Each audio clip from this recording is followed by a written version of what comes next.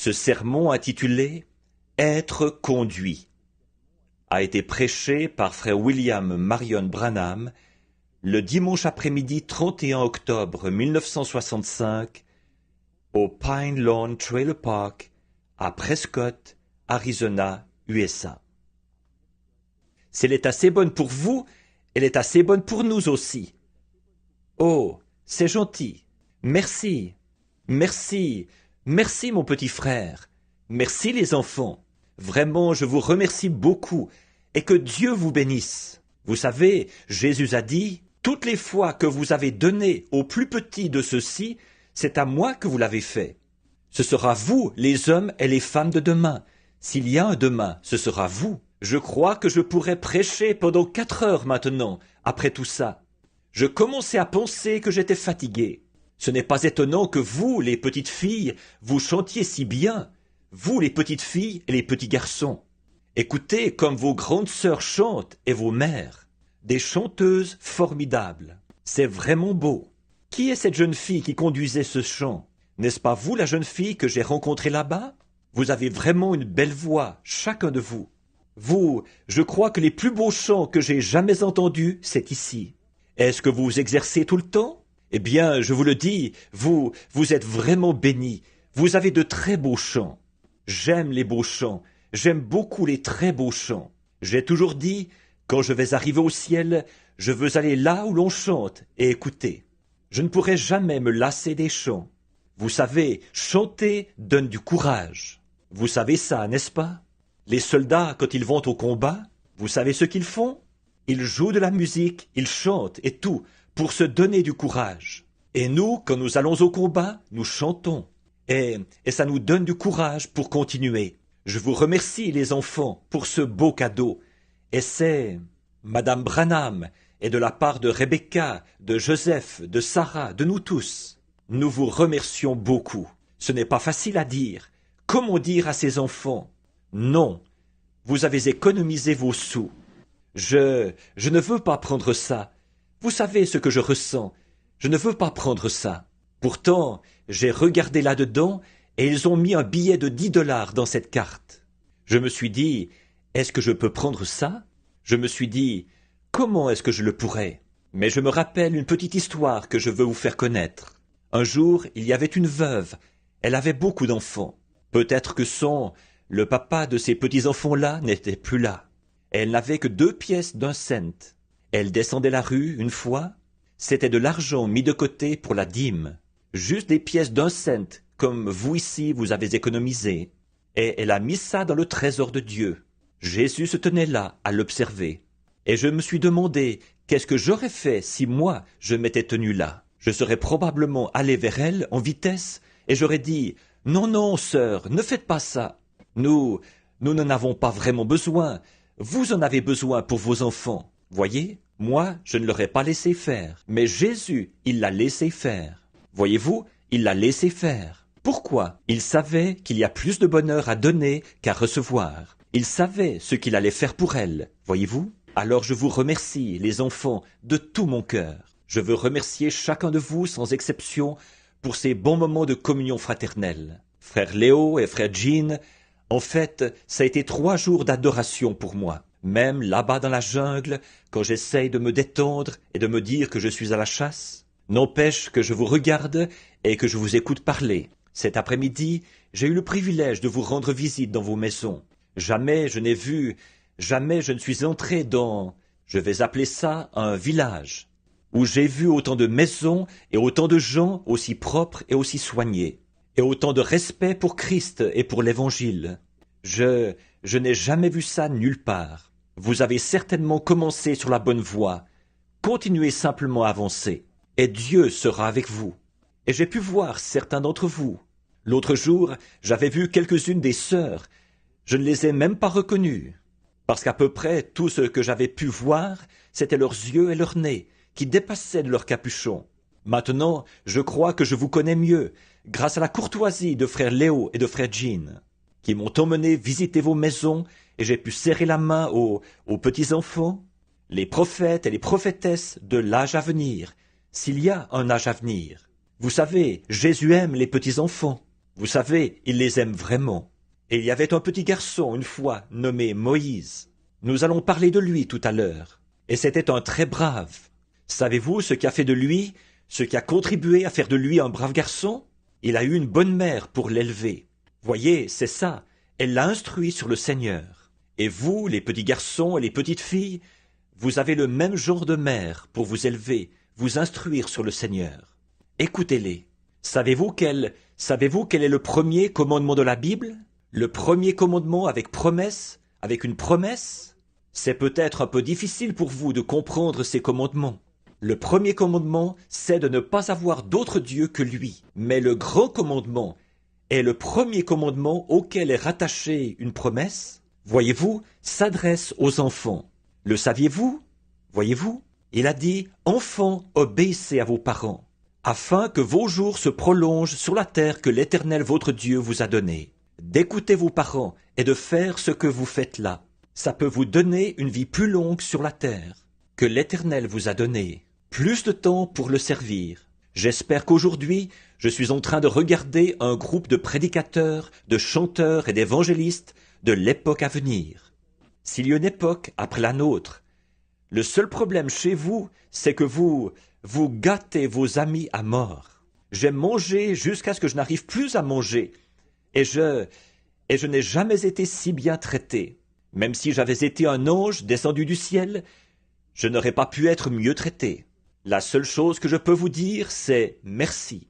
Et quand vous passerez à Tucson, il se peut que je ne sois pas capable de vous traiter aussi bien, parce que je ne sais pas comment le faire, je n'ai pas la manière. Mais je ferai de mon mieux. Venez. Je veux vraiment remercier frère et sœur Chance. J'ai eu le privilège de faire la connaissance de votre jolie jeune fille et de votre fils cet après-midi, et le remercier de nous avoir permis d'utiliser sa maison ici pour le culte. Ce sont des choses comme celle-là qui se passaient à l'époque de la Bible, vous savez, où l'évangile était... Je sais que ça semble bien peu de choses. Nous pensons que ce n'est pas le cas. Mais c'est exactement pareil que Dieu, pour Dieu, que ces choses-là à l'époque. Souvenez-vous, s'il devait s'écouler encore beaucoup d'années, les gens regarderaient en arrière vers cette époque-ci et ils diraient « Si seulement j'avais vécu en ces jours-là à Prescott, si seulement j'avais vécu. » Voyez, or nous vivons à cette époque-là.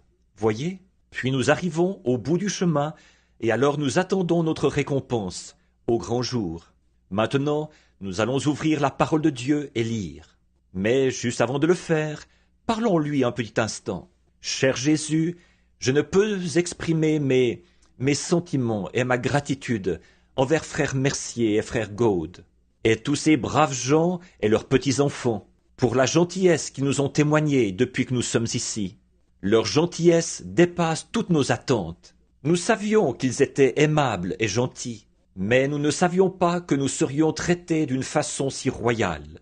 Seigneur, je prie que ta présence soit toujours dans ce camp de gens, que le Saint-Esprit remplisse chaque cœur ici, et que tu leur donnes la vie éternelle. Et puissions-nous, comme nous apprécions la journée d'aujourd'hui, puisse-t-il y avoir un jour sans fin où nous nous rencontrerons dans la présence de celui que nous adorons et que nous aimons, pour lui donner toute la louange pour ces choses.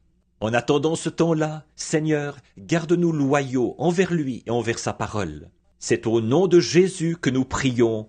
Amen.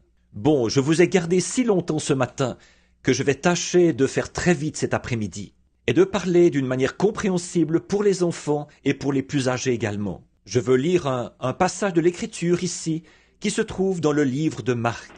Et je veux en lire un bout à partir du verset 17 du chapitre 10 de Marc. Comme Jésus se mettait en chemin, un homme accourut et, se jetant à genoux, « Bon maître, lui demanda-t-il, que dois-je faire pour hériter la vie éternelle ?» Jésus lui dit, « Pourquoi m'appelles-tu bon? Il n'y a de bon que Dieu seul.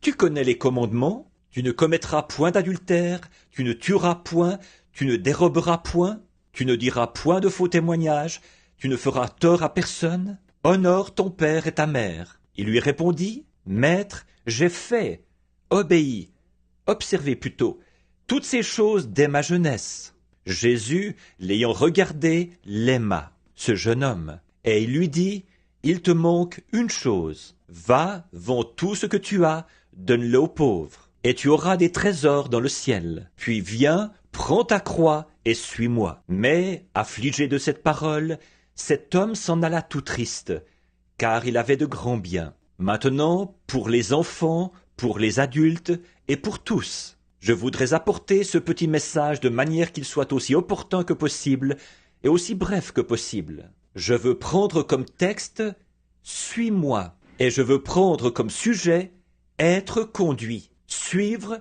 est quelqu'un qui conduit. Être conduit est « Suis-moi ». Les jeunes, les gens, Souvenez-vous que pour le tout premier pas que chacun de nous a fait, quelqu'un nous conduisait. Vous les mères, vous vous souvenez des premiers pas que le tout petit et que la petite fille ont fait. Eux ne s'en souviennent plus. Mais il y a eu quelqu'un qui vous a conduit pour votre premier pas. Je me souviens de Billy Paul quand il a fait son premier pas, de Joseph et de chacun quand ils ont fait leur premier pas. Généralement, c'est la mère qui va conduire un enfant pour son premier pas, parce qu'elle est à la maison pendant que le papa est au travail, qu'il essaie de gagner sa vie. Mais ils font leur premier pas. Et le soir, quand ils rentrent, le père, on ne cesse de lui dire « Oh, papa !» Elle dit « Johnny et Marie, le petit garçon ou la petite fille, sait marcher, viens voir !» Et rien qu'un pas. Peut-être que sa mère doit le tenir. Il doit tenir le doigt de sa mère. En effet, vous étiez un peu faible et un peu tourné de travers, vous savez, et vous tombiez un peu. Alors, vous avez dû tenir la main de maman pour faire votre premier pas. Donc, quelqu'un vous a aidé quand vous avez fait votre premier pas. Et pour le tout dernier pas que vous ferez dans la vie, quelqu'un vous conduira. Voyez-vous, c'est vrai. Je veux que vous vous souveniez bien de ça. Pour votre premier pas, quelqu'un vous conduisait. Et pour votre dernier pas, quelqu'un vous conduira. Nous devons être conduits. Vous savez, Dieu nous compare à des brebis. Et saviez-vous qu'une brebis ne peut pas se diriger elle-même? Elle va s'éloigner du chemin et s'égarer. Elle ne peut tout simplement pas se diriger elle-même. Elle doit avoir quelqu'un qui la conduise. Et parfois, c'est le berger qui est censé conduire les brebis. Or ça se passait à l'époque du Seigneur Jésus. C'était lui, le bon berger, qui conduisait les brebis. Mais aujourd'hui, voyez-vous, nous vivons à une autre époque. Tout a été transformé et perverti. Savez-vous de quoi l'homme se sert pour conduire les brebis aujourd'hui? D'un bouc. Et savez-vous où ce bouc les conduit? Tout droit à l'abattoir. Les petites brebis ne savent pas où elles vont. Alors le bouc va à un enclos à l'abattoir. Et comme les brebis ne savent rien faire d'autre que suivre un conducteur, il les conduit tout droit à l'abattoir. Ensuite, le bouc saute par-dessus la piste. Et les brebis entrent et se font tuer. Voyez, le bouc, un faux conducteur. Mais Jésus, le bon berger qui conduisait les brebis, il les a conduites à la vie et il les a tenues par la main. Voyez, mais quelqu'un doit conduire les brebis. En premier lieu, il y a la bonté de la mère. Puis vient la parole du Père. Après que votre mère vous a fait faire votre premier pas, alors vous vous tournez vers votre papa. C'est ce que nous faisons tous, pour acquérir de la sagesse, parce que c'est lui le chef de la maison. Et habituellement, non pas qu'il soit plus intelligent, mais il a simplement été placé là comme conducteur de sa famille. Alors nous suivons ce que notre papa nous dit de faire. Quand il dit « Maintenant, fiston, j'aimerais que tu fasses telle et telle chose », alors nous l'écoutons, parce que c'est la sagesse. Mais nous écoutons, voyez-vous, lui, il a appris beaucoup de choses, et nous devons le consulter pour voir ce qu'il a appris. Et alors, nous pourrons tirer profit de ce que lui, il a appris.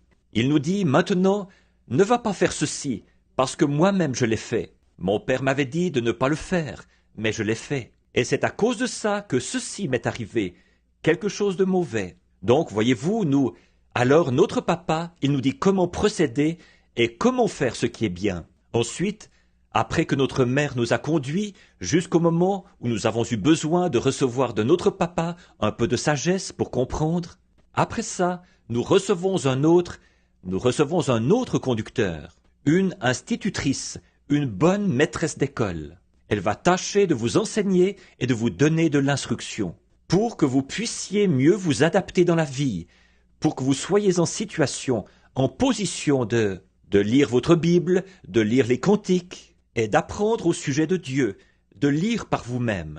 Voyez-vous? Et puis, autre chose, peut-être que vous aurez un commerce, et que quelqu'un vous écrira une lettre, que maman, papa, quelqu'un vous écrira une lettre, et vous ne pourriez pas la lire. Voyez? Donc l'institutrice, alors, c'est elle qui s'occupe de vous, et qui vous conduit pour que vous appreniez à écrire et à lire. Et c'est une bonne chose d'avoir une bonne institutrice pour bien vous enseigner. Mais bon, après que vous quittez ça, après que vous quittez l'institutrice, que vous êtes passé d'un professeur à l'autre, à partir du moment où vous étiez un petit écolier du primaire, un petit écolier de première année, jusqu'à ce que vous sortiez du secondaire ou que vous alliez à l'université. Puis, quand vous quittez l'université, alors les professeurs ont fini de vous conduire. Voyez? Donc maman vous a appris à marcher, voyez-vous? Papa vous a appris à être un brillant et gentil jeune homme, à vous débrouiller tout seul et à bien vous conduire. Le professeur vous a fait acquérir l'instruction, vous a appris à lire et à écrire comme il faut. Mais maintenant, vous quittez papa, vous quittez maman et vous quittez le professeur. Maintenant, quelqu'un d'autre doit vous conduire à partir de maintenant. Alors, qui voulez-vous qui vous conduise à partir de maintenant? C'est exact. Que ce soit Jésus qui vous conduise à partir de là. Bien, ça c'est une très bonne réponse. Très bien, c'est Jésus qui vous conduit à partir de là. Maintenant, voyez-vous, ce jeune homme dont nous parlons, on l'appelle le jeune homme riche. Or, cet homme, il avait été assez bien guidé. Bon, sa mère lui avait appris à marcher. Et voyez-vous, il était encore un jeune homme. Peut-être qu'il venait de sortir du secondaire. Et il était un jeune homme très populaire. Et, comme il avait été bien élevé, peut-être qu'il marchait droit et tout, selon ce que sa mère lui avait enseigné. En plus, c'était un jeune homme qui avait bien réussi, parce que, remarquez, il était déjà riche, et il n'était qu'un jeune homme, de 18 ans peut-être, qui venait de sortir du secondaire. Et il était riche. Or, voyez-vous, il avait eu le professeur qu'il lui fallait pour lui apprendre à marcher comme il faut. Et il avait eu le professeur qu'il lui fallait, son père. Si bien que, même s'il était encore un jeune homme, il avait déjà de l'argent plein les poches. Il avait gagné beaucoup d'argent. Il se peut qu'il ait été c'était un chef. Même à cet âge-là, il avait très bien réussi. Voyez? Et donc, il avait eu un professeur qui lui avait enseigné ce qui est bien, comment procéder. Il avait de l'instruction. Et puis, il y a un autre professeur que ce jeune homme avait eu. Et pour celui-là, ça dépend de la façon dont on a été élevé. Mais ce jeune homme-là avait reçu un enseignement religieux chez lui. Or, il y a des enfants. Saviez-vous qu'il y a beaucoup de petits-enfants qui ne reçoivent aucun enseignement religieux chez eux? Leur père et leur mère ne croient pas en Dieu, et leur père et leur mère boivent, fument, se battent, et sortent chacun de son côté le soir et tout, et ne préparent pas le souper de leurs petits garçons et de leurs petites filles et tout. N'êtes-vous pas heureux d'avoir un père et une mère qui sont de très bons chrétiens? Quand vous aurez des enfants, n'est-ce pas que vous voudrez être un père et une mère comme votre père et votre mère? Voyez, bon, mais tout ça, c'est bien. Alors ce jeune homme avait reçu, en plus, il avait reçu un enseignement religieux. Voyez-vous, ça dépassait de beaucoup ce que certains ont reçu, parce qu'eux n'ont pas reçu d'enseignement religieux. Mais ce jeune homme avait reçu un enseignement religieux, puisqu'il a dit qu'il avait observé les commandements depuis qu'il était tout jeune. Or vous aussi, vous avez eu de bons enseignants religieux, chacun de vous. Et vous, les jeunes adolescentes et les jeunes adolescents, vous avez tous eu de bons enseignants. Votre père et votre mère, ici dans ce camp, qui vous ont inculqué toutes les capacités qu'on peut imaginer, qui soient possibles, pour que vous deveniez un homme et une femme vraiment très bien, un serviteur de Dieu. En effet, souvenez-vous, un jour, vous allez mourir, ou bien vous serez enlevé au ciel. Et si vous mourrez avant sa venue, c'est vous qui serez enlevés en premier. Saviez-vous ça? Saviez-vous que ceux qui sont morts, si maman et papa meurent avant vous, et que Jésus ne vienne pas dans notre génération, savez-vous que c'est eux, papa et maman, qui ressusciteront en premier, seront glorifiés avant vous? Voyez, la trompette de Dieu sonnera, et les morts en Christ ressusciteront premièrement. Ensuite, nous les vivants qui serons restés, nous serons enlevés avec eux. Nous serons changés comme ça. Nous devons nous souvenir que c'est ça l'essentiel dans la vie. Vous comprenez maintenant? C'est ça l'essentiel dans la vie. Ce que nous devons faire, c'est de nous préparer à rencontrer Dieu. Or, n'avoir que de la religion sans plus, ça ne marchera pas. Voyez, ce jeune chef ici, il a dit « Bon maître, maintenant souvenez-vous avant que je dise ça. » On lui avait enseigné à marcher droit. Il avait reçu une bonne éducation, on l'avait instruit dans les affaires, il était riche, il était un chef, et il avait de la religion. Mais il a été confronté à un autre problème. Un problème auquel tous nous sommes confrontés. La vie éternelle. La religion ne nous donne pas la vie éternelle. Être religieux, c'est une couverture, mais ça ne nous donne pas la vie éternelle. Lui, qui pourtant avait été instruit par les meilleurs professeurs qu'il y avait, il lui manquait quand même quelque chose. Et ce jeune homme le savait, puisqu'il a dit « Bon maître, que puis-je faire pour hériter la vie éternelle ?» Or vous, ici, vous croyez que Jésus est Dieu, n'est-ce pas? Donc il connaissait les pensées du jeune homme. Alors il lui a dit « Observe les commandements ». Il s'est reporté tout de suite à sa religion, pour voir ce qu'il allait dire de sa religion. Il a dit, en d'autres termes, là, pratique ta religion. Il a dit, c'est ce que j'ai fait dès ma jeunesse. Comme vous, les petits garçons. Ma maman et mon papa et mon sacrificateur m'ont enseigné la religion. Mais je sais que, malgré ma religion, je n'ai toujours pas la vie éternelle. Voyez, vous pouvez être bon, vous ne volez pas, vous ne fumez pas, vous ne mentez pas. Ne mentez pas à papa et à maman. Ne dites pas ce premier mensonge. Parce que, quand on en a dit un, alors c'est facile d'en dire un autre, voyez-vous. Mais vous ne devez pas faire ça. Ne dites pas un premier mensonge. Saviez-vous que votre corps n'est pas fait pour mentir?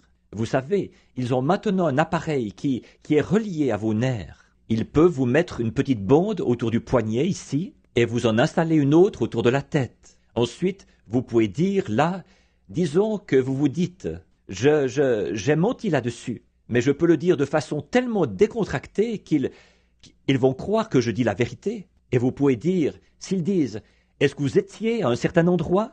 Par exemple, est-ce que vous étiez assis dans la roulotte de frère Chantz quand frère Branham prêchait le dimanche après-midi tel jour? Et vous dites, non monsieur, je n'y étais pas. Non monsieur. Savez-vous ce que dira ce détecteur de mensonges? Oui monsieur, vous y étiez. Oui monsieur, vous y étiez. Vous direz « Non, je n'y étais pas ». Ça va dire « Oui, vous y étiez ».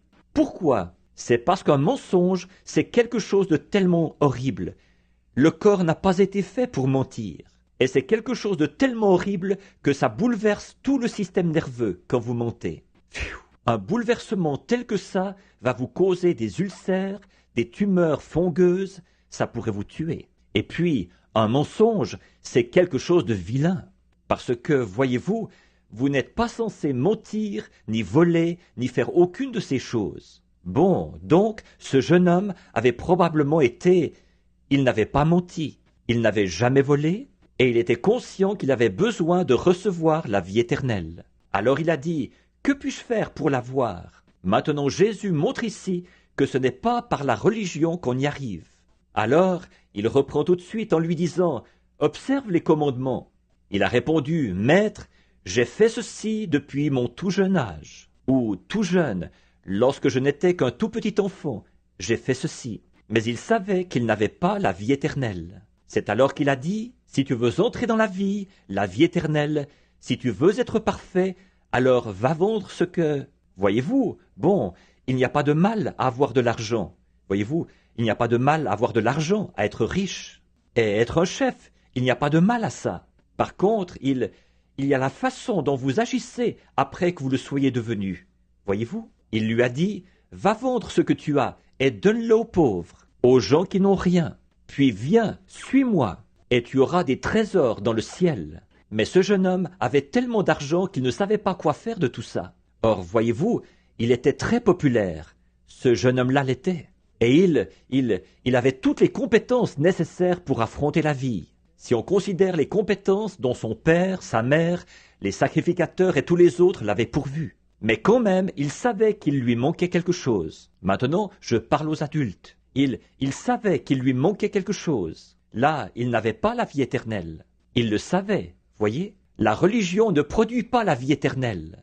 Les formes, les sensations de ressentir quelque chose, vous pourriez avoir peur et ressentir quelque chose, voyez. Pleurer, c'est bien. Pousser des cris, c'est bien. Mais encore là, ce qu'il faut, ce n'est pas ça, voyez-vous. Vous êtes confronté à la vie éternelle. Vous dites, eh bien, j'ai été un baptiste, un méthodiste, un presbytérien ou un pentecôtiste vraiment convaincu. Encore là, ce n'est pas la question. Ce jeune homme aussi, il l'était. On lui avait enseigné la religion de l'époque, mais il n'avait toujours pas la vie éternelle. Alors il voulait savoir ce qu'il fallait faire. Il avait été très bien guidé jusque-là, mais quand il y a été confronté, il a refusé d'être guidé vers la vie éternelle, ou d'y être conduit. Ses autres conducteurs avaient eu tellement d'emprise sur lui qu'il ne voulait pas abandonner tout ça. Voyez, ça c'est quelque chose qui est un peu... Ce que frère Branham est en train de dire là, il y en a une partie qui est un peu trop profonde pour vous, voyez-vous. L'instruction, c'est bien.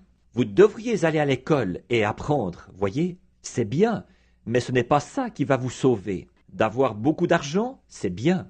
Vous pourrez élever vos enfants, leur fournir de bons vêtements et tout. Comme papa et maman qui ont travaillé pour vous et tout ça, c'est bien. Mais ce n'est quand même pas ça qui va vous sauver. Voyez, ou vous pourriez aller dans un laboratoire et apprendre à mélanger différentes choses, à faire la fission des atomes ou toutes ces choses qu'ils font, et monter dans une fusée et aller sur la Lune. Mais ce n'est pas ça qui va vous sauver. Vous devez faire face à une chose, la vie éternelle. Et ça, il n'y a qu'une seule personne qui peut vous la donner. Maman ne peut pas vous la donner, papa ne peut pas vous la donner, votre pasteur ne peut pas vous la donner, votre conducteur ici ne peut pas vous la donner. Toute personne qui a reçu la vie éternelle a dû venir à Jésus-Christ. Cette partie-là, il n'y a que lui qui peut la donner. Votre institutrice peut vous donner de l'instruction. Elle peut vous enseigner. Vous devez apprendre ces choses. Votre mère peut vous apprendre à marcher. Vous devez apprendre à marcher. Votre père peut vous apprendre à être un homme d'affaires, ou quoi encore. Vous devez apprendre ça. Mais il n'y a que Jésus qui peut vous donner la vie éternelle. Voyez, votre prêtre, votre conducteur, et ainsi de suite, peuvent vous enseigner votre religion.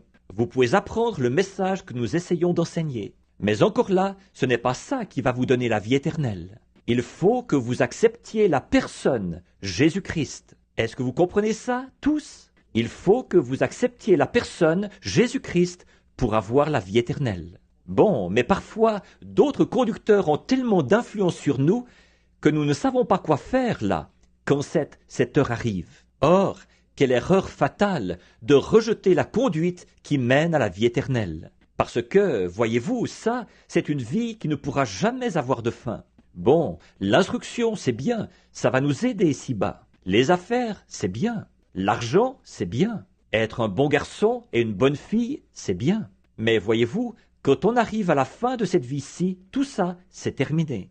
Vous comprenez? Vous, les adultes, vous comprenez? Voyez, tout ça, c'est terminé. Mais alors, pour avoir la vie éternelle, il faut que nous acceptions Jésus-Christ. Il n'y a que Jésus qui peut vous conduire à elle. Bien que, voyez-vous, ce jeune homme ait atteint toutes ses réalisations à l'école, et avec l'aide de ses parents et tout, il a perdu la plus grande chose qu'il aurait pu avoir, la conduite du Saint-Esprit. Car Jésus lui avait dit « Viens, suis-moi ». Et vous, les jeunes filles qui sortez de l'école, certaines d'entre vous vont probablement obtenir leur diplôme prochainement. Et vous, les jeunes hommes, la plus grande conduite qui existe, c'est celle de Jésus-Christ, car c'est cette conduite-là qui mène à la vie éternelle. Or, tous les êtres humains sont confrontés à cette conduite-là. L'occasion est donnée à chacun de choisir. Et c'est un grand privilège que nous avons dans la vie, celui de choisir. Un jour, vous savez, votre papa et votre maman, ils ont choisi d'avoir un gentil petit garçon et une gentille petite fille, comme vous tous. Et puis vous avez le droit, un peu plus tard, de choisir si vous voulez apprendre de votre professeur ou pas. Le professeur peut vous enseigner, mais vous pouvez être un mauvais petit garçon qui ne veut tout simplement pas apprendre, une mauvaise petite fille qui ne veut pas du tout écouter. Voyez-vous, vous avez le choix, même si vous êtes petit. Votre mère dira « Est-ce que tu as eu excellent comme note sur ton bulletin scolaire ?»« Non, j'ai eu très mauvais. » Voyez, or vous pouvez. Votre mère dira « Maintenant, tu dois étudier. » Et c'est ce que vous devez faire là. Étudier sans relâche, comme votre mère vous l'a dit, comme votre papa vous l'a dit. Voyez-vous, vous devez étudier. Mais vous avez le choix. Vous pouvez le faire ou ne pas le faire. Vous pouvez dire « je ne veux pas ». Voyez-vous, vous avez le choix. Un peu plus tard, vous aurez à faire un choix. La jeune fille que vous allez épouser, le garçon que vous allez épouser. Vous avez un choix à faire dans tous les domaines de la vie. Et puis, vous avez un autre choix à faire si vous voulez vivre après cette vie-ci. Ou si tout ce que vous voulez, c'est être une personne bien, très en vue, une vedette de cinéma, une danseuse ou quelque chose comme ça. Regardez les petites filles qui ont cette belle voix, qui ont chanté tout à l'heure. Cet enfant a cultivé sa voix, elle pourrait devenir une chanteuse d'opéra ou un autre genre de chanteuse. J'ai entendu les voix des petits garçons, ces garçons-là. Vous pourriez être quelqu'un comme Elvis Presley, vendre votre droit d'aînesse. Voyez-vous, vous ne voulez pas de ça, voyez-vous. C'est un talent que Dieu vous a donné, et vous devez choisir pour qui, si vous allez utiliser ce talent-là pour Dieu, ou si vous allez l'utiliser pour le diable, voyez. Frère Léo, ici, votre frère, voyez-vous, lui, il avait un talent de meneur d'hommes. Maintenant, qu'est-ce qu'il va en faire? Est-ce qu'il va lancer une entreprise et devenir millionnaire? Ou bien est-ce qu'il devrait venir s'installer ici, recueillir les gens qui veulent se réunir ici? Vous y emmenez tous, vous les petits-enfants, voyez? Vous devez choisir ce que vous allez faire. Chacun de nous doit faire un choix. Nous y sommes confrontés. Mais nous sommes tous confrontés à cette chose-ci en particulier. Qu'est-ce que nous allons faire au sujet de la vie éternelle? Est-ce que nous allons vivre après cette vie-ci ou pas? Alors, nous devons venir à Jésus pour recevoir cela. L'occasion de choisir, ça, c'est quelque chose que Dieu nous a donné. Il ne nous impose pas quoi que ce soit. Il nous laisse simplement faire notre propre choix. Alors, vous devez, non pas le faire par la force, mais simplement faire votre propre choix. Maintenant, suivons donc les adultes et tous là pendant quelques minutes, et les enfants tous ensemble. Suivons ce jeune homme et le choix qu'il a fait, et voyons où ça l'a mené. Maintenant, ces jeunes filles qui ont de belles voix, ces jeunes garçons, bon, peut-être que vous vous avancez ici et que vous avez une voix de chanteur. Maintenant, prenons donc cet exemple-là. Vous pourriez, un jour, il se pourrait que vous vous en serviez. Vous connaissez ce jeune homme du nom d'Elvis Presley? Vous avez entendu mes bandes. Vous m'avez entendu. Je ne dénigre pas ce jeune homme. Mais ce jeune homme a eu l'occasion que vous avez. Voyez? Est-ce qu'il s'est rendu compte qu'il savait bien chanter. Et regardez bien ce qu'il a fait. Exactement la même chose que ce que Judas avait fait. Judas Iscariote, il a vendu Jésus. C'est Jésus qui a donné à ce jeune homme cette belle voix. Et qu'est-ce qu'il fait? Il fait volte-face et il la vend au diable. Voyez?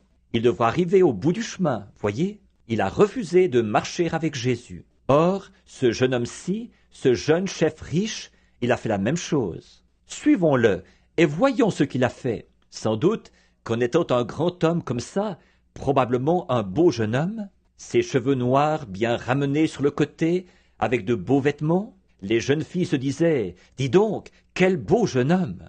Oh, il les saluait peut-être de la main, et elles aussi. Elles flirtaient avec lui et tout.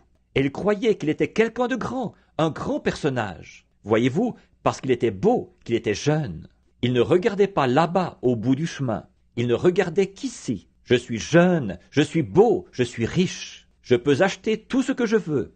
Je peux avoir ces filles-là, mon gars. Elles ont tout un penchant pour moi. Et elles savent que je suis un grand homme. Voyez-vous, il avait tout ça. Il avait suivi les instructions de son père et tout. Et je suis très religieux, je vais à l'église. Et là, il pouvait suivre cette ligne-là, voyez-vous. Très populaire, riche et célèbre. C'est comme aujourd'hui. Si vous aviez l'occasion de devenir une vedette de cinéma, voyez-vous, ou quelque chose comme ça. La plupart des gamins aujourd'hui, parlez-leur. Ils en savent plus long sur ces vedettes de cinéma qu'ils n'en savent sur Jésus. Voyez, vous les enfants, vous apprenez au sujet de Jésus. Alors qu'eux, ils vont s'asseoir, et si on présente un téléfilm, un film de cinéma ou quelque chose d'autre, ils connaissent les acteurs et tout ce qui s'y rapporte. Ils connaissent tout ça mieux que cela. Parlez-leur de la Bible. Ils ne connaissent rien de la Bible. Voyez-vous, c'est de faire le mauvais choix. Donc, un chanteur qui vendrait le talent que Dieu lui a donné à cause de la célébrité. Puis nous le voyons à la fin de sa vie. Suivons-le un peu plus loin. Savez-vous ce que la Bible dit de ce jeune homme? Il a réussi encore mieux. Alors parfois, la réussite, ça ne signifie pas que vous avez fait le bon choix. Savez-vous ce qu'il a fait? Il est reparti et il s'est payé du bon temps à profusion. Il organisait de grandes fêtes et il dépensait beaucoup d'argent et tout pour les filles et tout. Ensuite, il s'est marié et peut-être qu'il a fondé une famille et il a tellement prospéré qu'il a été obligé de bâtir de nouveaux greniers et tout. Et il disait, vous voyez, je n'ai pas suivi Jésus et regardez donc ce que j'ai. Voyez, il se peut que vous entendiez des gens dire ça. Moi, j'en ai entendu. Mais regardez donc, il m'a béni. Ça ne veut pas dire que c'est tout ce qui compte. Voyez, au bout d'un certain temps, ses greniers se sont remplis d'abondance, au point qu'il a même dit, mon âme, repose-toi. J'ai tellement d'argent et tellement bien réussi, et je suis un si grand homme, je fais partie de tous les clubs, et j'ai la richesse du monde entre les mains. Je suis propriétaire de grandes étendues de terre, et de grosses sommes d'argent. Eh bien, oh, tout le monde m'aime. Là, je suis quelqu'un de très bien. Mais vous savez, la Bible dit que cette nuit-là, Dieu lui a dit, « Je vais te redemander ton âme. » Alors, qu'est-ce qui s'est passé? Or, il y avait un mendiant, un pauvre vieux chrétien qui se couchait là à sa porte. Et juste quand à Jérusalem là-bas, il mange sur le toit, et les miettes de pain tombent comme ceci, et les morceaux de viande et tout tombent par terre quand ils en laissent tomber. Et il ne les ramasse pas, parce que tout, à Jérusalem, la vieille ville, c'est... Est-ce que je peux dire une petite plaisanterie ici? Là-bas, c'est FOB. Savez-vous ce que ça veut dire, ça? Des mouches sur le pain, des mouches sur le bœuf, des mouches sur le beurre. FOB, des mouches partout. Elles vont dans la rue, dans les caniveaux et tout, elles reviennent, elles se posent là-dessus. Donc, ces gens-là, ils montent sur le toit, et ils mangent, et alors ils font tomber ceci, et après, d'un coup de balai, ils jettent ça du haut du toit. Et les chiens, dans la rue, mangent les miettes. Et ils laissaient ce pauvre vieux chrétien couché là dans la rue, manger seulement les miettes qui tombaient de son assiette, de son lit, ou plutôt de sa table. Et alors, quand il est rentré, quelque temps après, il avait des ulcères, et n'avait rien qu'il pouvait appliquer sur ses ulcères. Il s'appelait Lazare, et les chiens sont venus lécher ses ulcères pour essayer de l'aider à se rétablir. Eh bien, vous savez, quelque temps après, cet homme riche, là, il voyait qu'il avait assez d'argent pour se payer des médicaments de toutes sortes s'il tombait malade, avoir toutes sortes de médecins. Mais, vous savez, parfois les médecins ne peuvent pas nous aider. Les médicaments ne nous aident pas. Rien ne peut nous aider. Nous sommes à la merci de Dieu. Et il est arrivé au bout du chemin.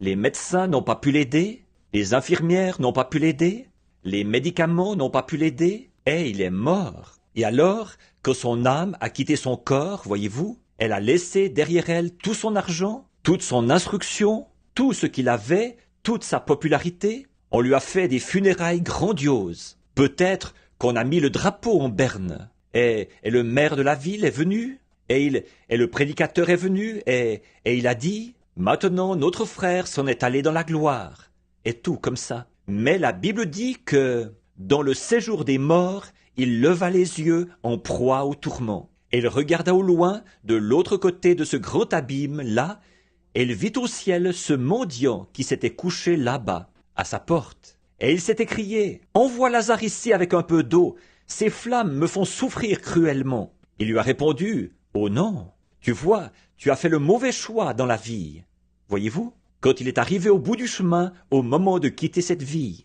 il avait été conduit par la religion, il avait été conduit par l'instruction, il avait été conduit par l'influence de sa réussite. Mais voyez-vous, il n'avait rien qui puisse le tenir par la main. Ces choses prennent fin là. Tu comprends, mon petit? Vous, les adultes, vous comprenez ce que je... Voyez-vous, il n'avait rien qui puisse le soutenir. Son argent ne pouvait pas le soutenir. Ses amis et les médecins ne pouvaient pas le soutenir. Les médicaments ne pouvaient pas le soutenir.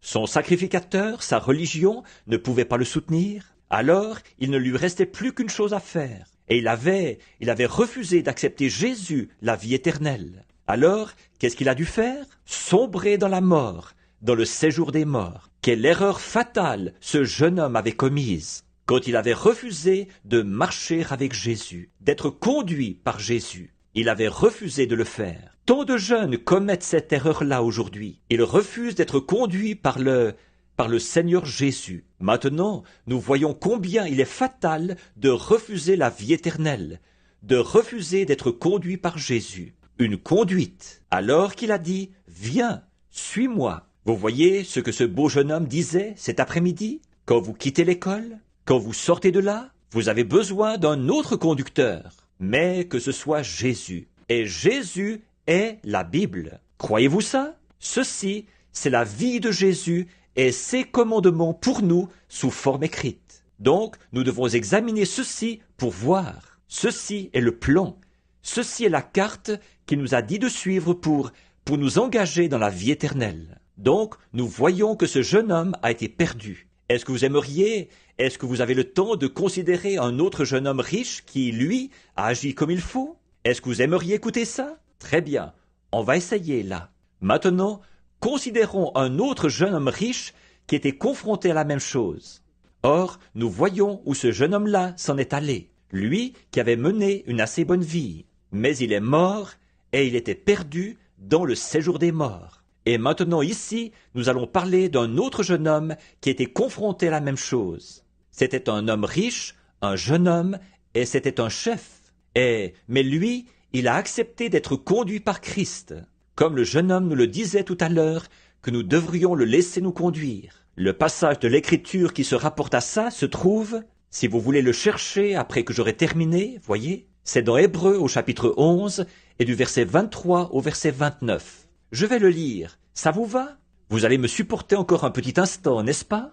Vous n'y verrez pas d'objection si moi je n'en vois pas, n'est-ce pas?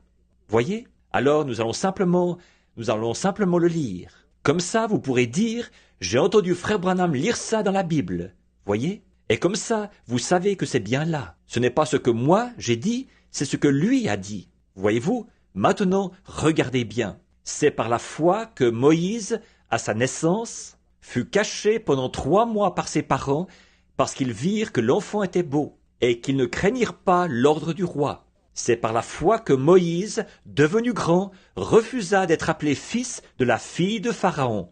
Écoutez, aimant mieux être maltraité avec le peuple de Dieu que d'endurer pour un temps la jouissance du péché.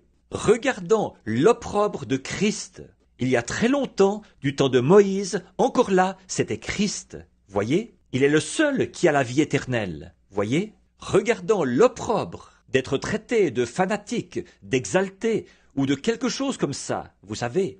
Voyez, regardant l'opprobre de Christ comme une richesse plus grande que les trésors de l'Égypte, car il avait les yeux fixés sur la rémunération. Maintenant, savez-vous ce que ça veut dire, ça? Ça veut dire ceci. À sa naissance, Moïse était un garçon pauvre, très pauvre. Son père s'appelait Amram, sa mère s'appelait Jochébed.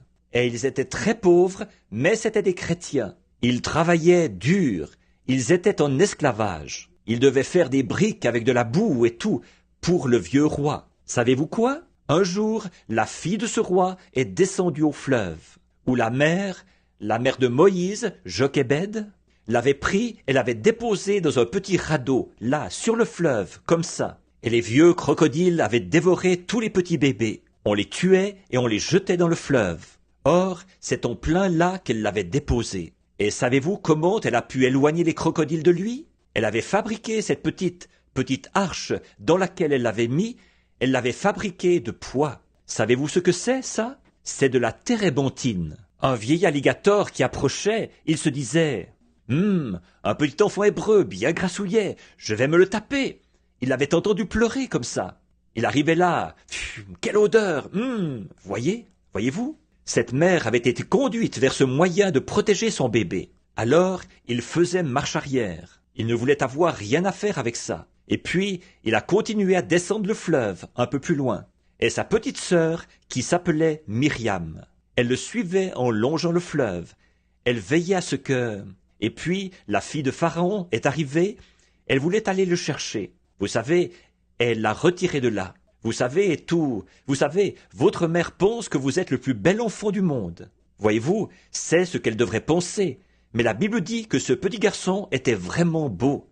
Vraiment un beau petit garçon. Sa maman lui manquait, voyez-vous? Et alors, savez-vous ce qui s'est passé? Alors Dieu a mis dans la fille de Pharaon, la fille du roi, tout l'amour qu'une mère pourrait avoir pour un petit bébé. Son cœur s'est vraiment épris de lui. Elle a dit « c'est mon bébé ». Mais vous savez, c'était une jeune femme. Voyez, à cette époque-là, il n'avait pas de biberon, à l'aide desquels vous, bébé, vous avez été nourris. Alors, il devait aller chercher une mère qui avait eu un bébé et qui pouvait allaiter. Myriam était justement là, sur place. Alors elle a dit « Je vais aller te chercher la mère qu'il lui faut ». Eh bien, va la chercher. Savez-vous qui Myriam est allée chercher? La propre mère de Moïse. C'est vrai, oui. Elle est allée la chercher. C'était de la sagesse, ça, n'est-ce pas? Donc, elle est allée chercher la propre mère de Moïse. Et celle-ci a dit « Je vais prendre ce petit garçon et l'élever pour toi ». Elle a dit « Sais-tu quoi? Je vais te payer 300 $ par semaine pour élever ce petit. Et tu pourras demeurer dans le palais. » Voyez-vous comment Dieu agit quand vous lui faites confiance? Voyez-vous? Quand vous avez l'assurance de la foi.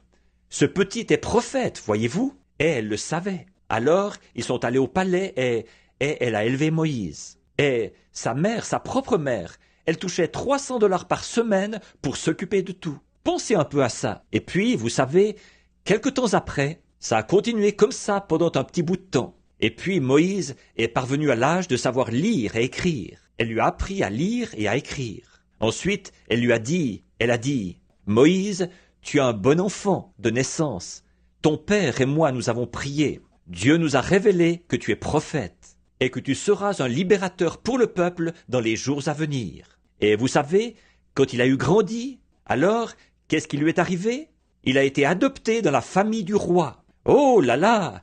Il n'avait pas à... Il regardait son propre peuple, et eux, ils n'avaient pas de vêtements, c'étaient des chrétiens, et ils pleuraient, et ces vieux oppresseurs les frappaient avec des fouets, et le sang giclait de leur dos. Ses cousins et ses oncles, son papa et sa maman, tous, on les frappait avec des fouets, là-bas, dans les bourbiers. Et alors, mais Moïse, parce qu'il y avait quelque chose au fond de son cœur, il savait qu'ils étaient le peuple promis de Dieu.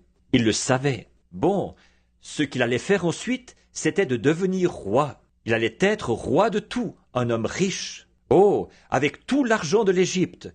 Et en ce temps-là, l'Égypte dominait le monde. Mais regardez, la Bible dit, il a regardé l'opprobre d'être un tripoteur de boue, comme là-bas, un chrétien. Alors qu'on les ridiculisait, qu'on se moquait d'eux, qu'on leur donnait des coups de pied. S'ils répliquaient, on les tuait, voyez? Mais Moïse a choisi d'aller avec ce groupe-là plutôt que d'être appelé le fils du roi. Regardez ça, voyez-vous? C'est parce qu'il avait vu le temps de la fin. Voyez-vous ce jeune homme riche-là? Mais lui, il avait vu Jésus, comme nous le voyons dans une vision, qu'au temps de la fin, c'est ce qui allait être récompensé. Bon, et lui, il a accepté d'être conduit par Christ. Moïse a regardé l'opprobre comme des trésors plus grands. Vous savez, parfois, vous, les petits garçons, quand vous êtes à l'école, des petits garçons vont dire des mots grossiers, et ils veulent que vous aussi vous en disiez. Vous, les petites filles, des petites filles vont dire des grossièretés, et elles veulent que vous aussi vous en disiez. Vous dites, non, moi je suis chrétien. Ils disent, ah, espèce de grosse poule mouillée. Vous savez, ils s'en prennent à vous comme ça. Voyez, prenez position, dites, je suis heureux de l'être. Voyez? En effet, voyez-vous, c'est ça que Moïse a fait. Il a regardé l'opprobre de Christ comme des trésors plus grands que tous ceux de l'Égypte. Maintenant, suivons-le, lui qui était conduit par Christ, et voyons ce qu'il a fait. Or, voyez-vous, ce jeune homme était riche, le premier jeune homme. Mais il n'a pas voulu de Christ. Il n'a pas voulu être un disciple de Jésus. Alors nous voyons qu'il était très populaire. Il se peut qu'il soit devenu une vedette de cinéma et quelqu'un de remarquable. Dans toutes les choses qu'il a pu entreprendre et tout ce qu'il a voulu. Mais quand il est mort, il n'avait personne pour le conduire. Alors son instruction, c'était bien. Son argent, c'était bien. Mais quand la mort est venue, tout ça, c'était terminé. Il ne pouvait plus s'en servir. Il ne pouvait pas acheter son entrée au ciel à prix d'argent. Et il ne pouvait pas, en se servant de son instruction, il ne pouvait pas aller au ciel. Voyez? Mais ce jeune homme-ci, bon, il avait toutes ces choses. Lui aussi, il avait de l'instruction. Il était intelligent. Il était allé à l'école, et sa mère lui avait enseigné, et il avait acquis une bonne instruction. Et il était très intelligent, au point qu'il pouvait même enseigner aux Égyptiens. Il enseignait à son professeur, tellement il était intelligent. Regardez combien il était intelligent. Mais savez-vous quoi? Par-dessus toute cette intelligence, par-dessus tout ce qu'il avait, toutes les capacités qu'il avait, malgré tout ça, il a dit, je vais renoncer à tout ça pour suivre Jésus. Savez-vous ce qu'ils lui ont fait? Ils l'ont chassé. Il est devenu un esclave tripoteur de boue comme les autres. Mais un jour, devenu adulte, il faisait paître les brebis derrière le désert. Et qu'est-ce qui est arrivé? Est-ce que quelqu'un peut me dire ce qui est arrivé? Qu'est-ce qu'il y a eu? C'est exact. Il y avait un feu dans le buisson, ce qui a attiré son attention. Il s'est détourné, et savez-vous quoi? Au lieu que j'enseigne aux enfants, maintenant ce sont les enfants qui vont se lever et m'enseigner. Et donc, ce petit garçon-ci, il a tapé en plein dans le mille. Qui est ton papa? Monsieur Chantz est ton papa. Ce garçon-là a été enseigné, n'est-ce pas? Chacun d'eux, tous avec leurs petits yeux brillants, ils regardent dans la même direction. Chacun veut devancer l'autre, voyez-vous? Donc maintenant, regardez, c'est ce qu'il a fait, et ce buisson l'avait attiré, en feu. Alors il a dit, je vais me détourner pour voir ce que c'est. Et Dieu a dit à Moïse, ôte tes souliers, la terre sur laquelle tu te tiens est sainte. Je t'ai choisi pour aller délivrer mon peuple. Je te donne la puissance, tu pourras frapper la terre de plaies. Tu pourras changer l'eau en sang. Tu pourras faire venir des puces et des poux. Rien ne pourra te faire du mal. Je te choisis. Pourquoi? Parce qu'il avait choisi Christ. Voyez? Vous choisissez Christ et lui, il vous choisit. Voyez? Alors il a dit, tu m'as choisi et je t'ai choisi pour descendre en Égypte. Et regardez ce qu'il a fait. Il a conduit 2 millions de personnes. 2 millions de personnes sont sorties, son peuple. Et il les a amenés dans le pays promis. Et donc il a suivi. Nous le suivons tout au long du désert. Vous, les enfants, vous avez entendu frère Léo, frère Jean, votre papa et votre maman vous raconter tout ce qui s'est passé dans le désert, qu'il a fait descendre du pain du ciel et a nourri les affamés, et toutes ces choses. Et maintenant, le voici devenu un vieillard. Il est très vieux. Il a 120 ans, et il est dans le désert. Et d'ailleurs, les gens ne le traitaient pas avec beaucoup d'égard, voyez-vous. Parfois, les gens qui se disent chrétiens ne vous traitent pas avec beaucoup d'égard. Mais Jésus vous traite toujours avec beaucoup d'égard. Voyez? Et donc, nous voyons que les gens se sont révoltés contre lui. Mais il est quand même resté avec eux. Il était le conducteur, et il devait rester avec eux. Et les anges de l'Éternel lui parlaient. Vous aimeriez que ça vous arrive, ça, n'est-ce pas? Alors, faites le bon choix. Choisissez Jésus, et il le fera. Et puis, nous voyons là qu'au bout du chemin, il se faisait très vieux. Il ne pouvait plus prêcher et sa voix s'était affaiblie.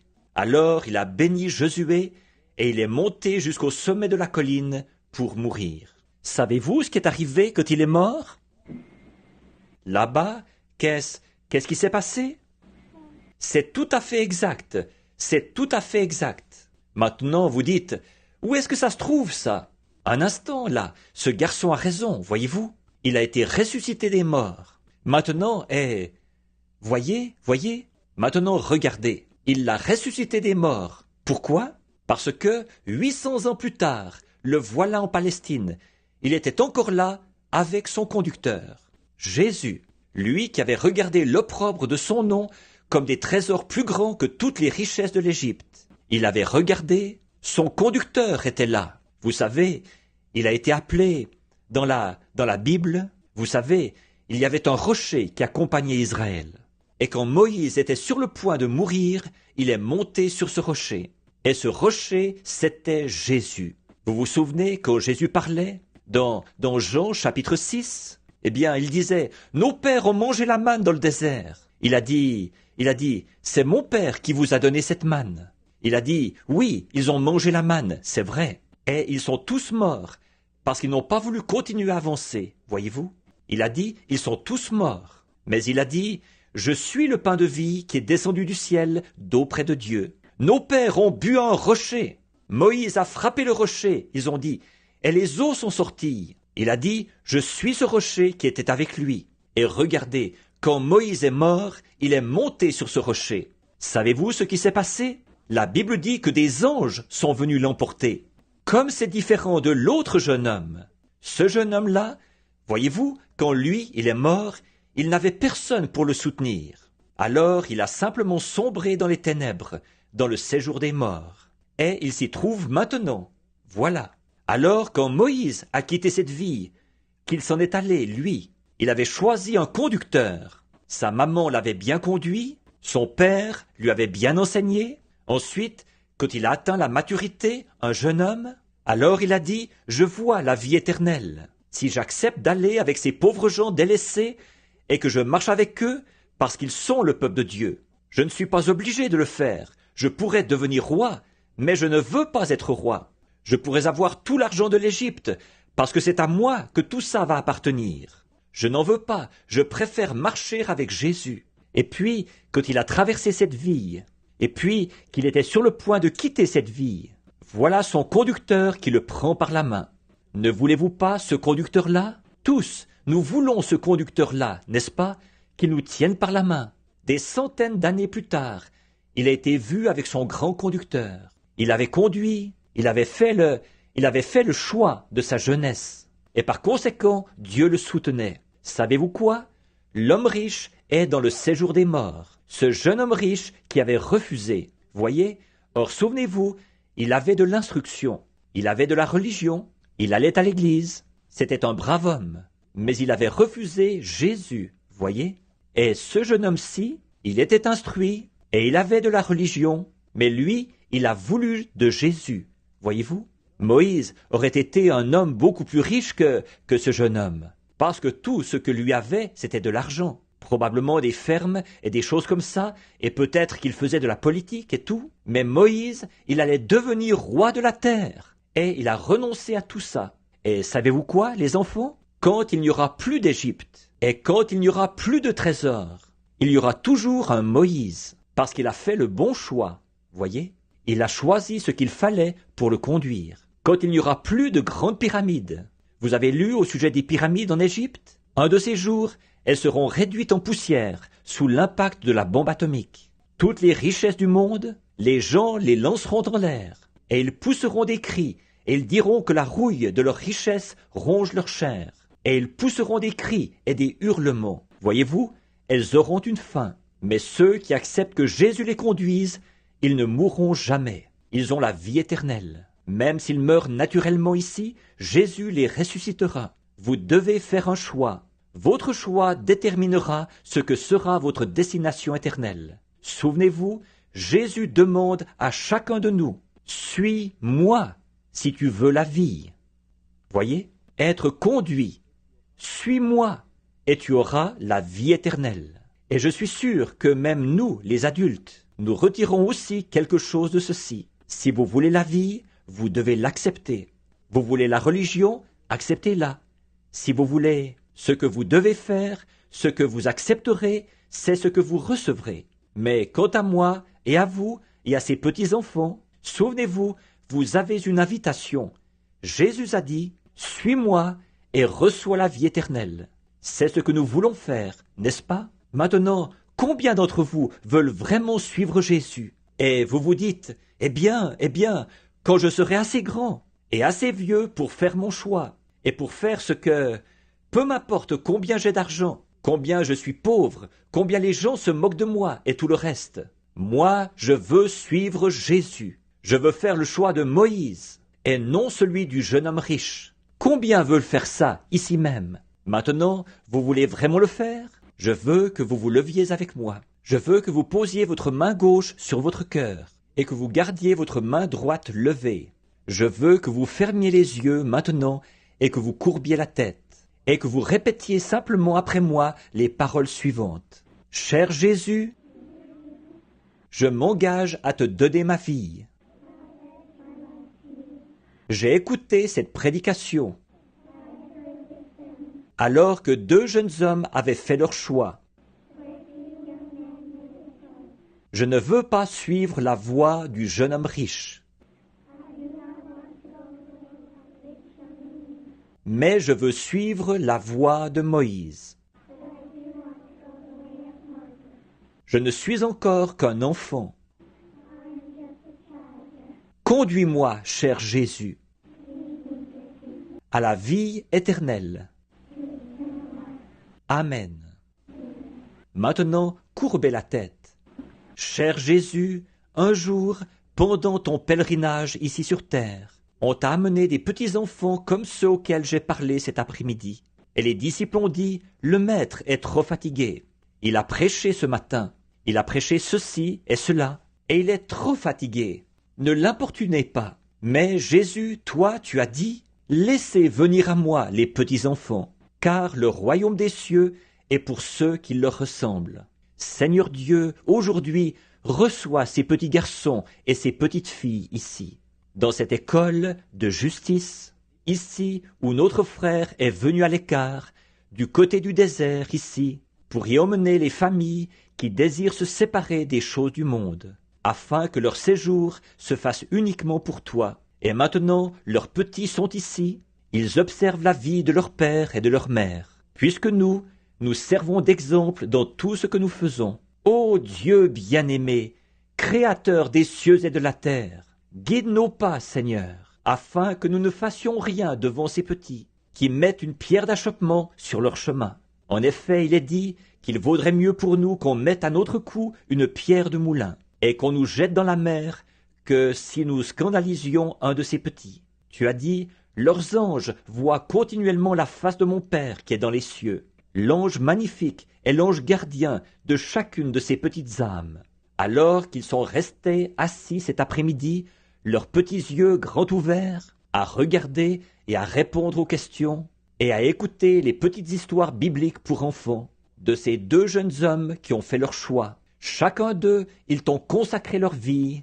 Ô Jéhovah Dieu, conduis-les, protège-les, et puissent-ils trouver ce grand conducteur, Jésus-Christ, qui les conduira quand leur père, leur mère et les professeurs auront terminé avec eux. Puisses-tu les conduire à la vie éternelle comme tu l'as fait pour Moïse, alors que leur humble petite prière d'enfant est montée jusqu'à toi.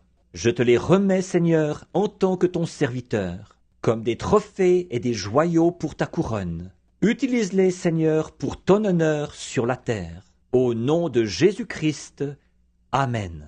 Vous, les petits, les enfants, vous pouvez... Maintenant, vous vous sentez mieux, là? Vous savez que Jésus va vous conduire et vous guider. Vous croyez ça, n'est-ce pas? Et Jésus va faire de vous, les petits garçons, exactement ce qu'il a fait de Moïse et de Myriam, la prophétesse et le prophète. Il va faire de vous des gens remarquables. Maintenant, nous, les plus âgés, qui l'avons accepté, nous voulons qu'il nous conduise jusqu'au bout, n'est-ce pas? Je veux qu'il me conduise jusqu'au bout, qu'il guide mes pas, qu'il tienne ma main.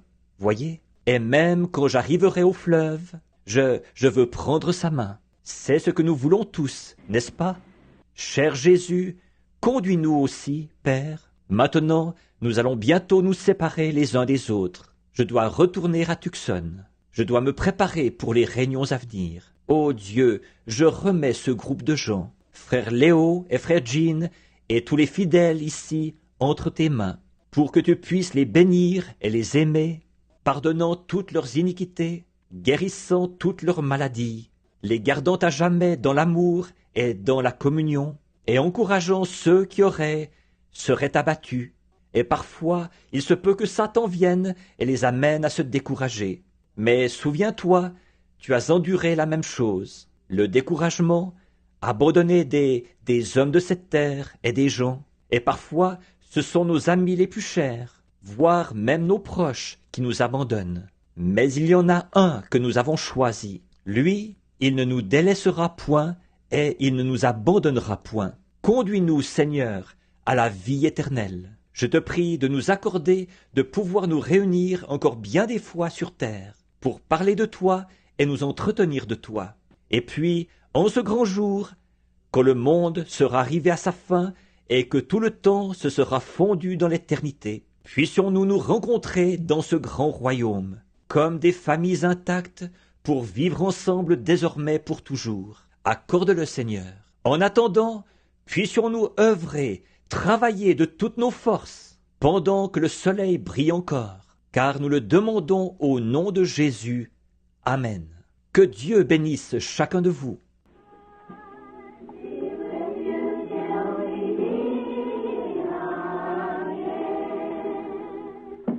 Amen.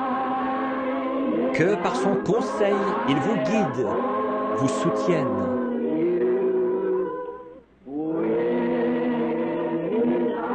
De ses bras, vous garde en sûreté dans sa bergerie.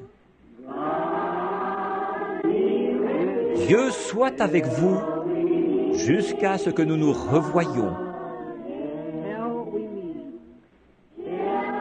Jusqu'à ce que nous nous revoyions.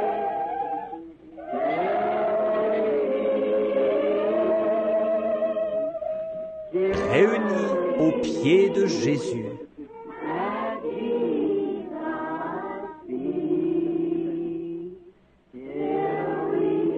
Jusqu'à ce que nous nous revoyions.